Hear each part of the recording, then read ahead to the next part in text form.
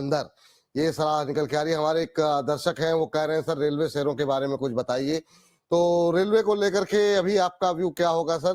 सबसे पहले बात जो है 2-3 शेयर खास तौर से लोगों का व्यू रहता है। एक तो आरवीएनएल, जिसमें कि काफी अच्छी चाल भी रही है और अच्छा मोमेंटम भी बनता हुआ दिखाई दिया। पिछले 1 महीने में 4-5% चला है।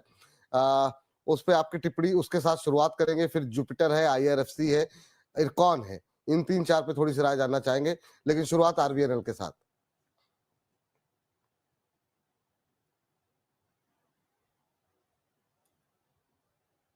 सर आरवीएनएल में भी जितनी गिरावट हुई थी उसके हिसाब से इसमें कुछ रिकवरी भी हुई है। शेयर में थोड़ी पॉजिटिविटी आई है, लेकिन जिसे कहते हैं आउट ऑफ द वुड्स, ऐसा अभी तक हुआ नहीं है। एवरेजेस जो है उसके अंदर ये आकर फंसा हुआ है। एक एवरेज को क्रॉस करके वहां पर सपोर्ट लिया है, दूसरी को टच किया था और तीसरी अभी कुछ 10-15 रुपए दूर है।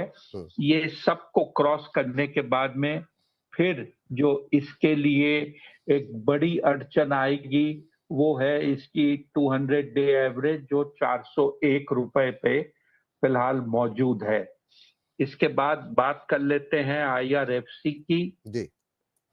तो आईआरएफसी के साथ भी वही ट्रेजेडी है जो इरिडा के साथ है।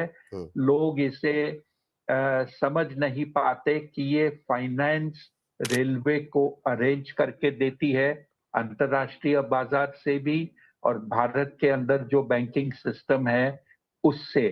ये एक तरह का कमीशन एजेंट कहिए, जो रेलवे को बड़े क्वांटिटी में, बड़ी मात्रा में पैसे लगते हैं, वो ये जुगाड़ करके देता है।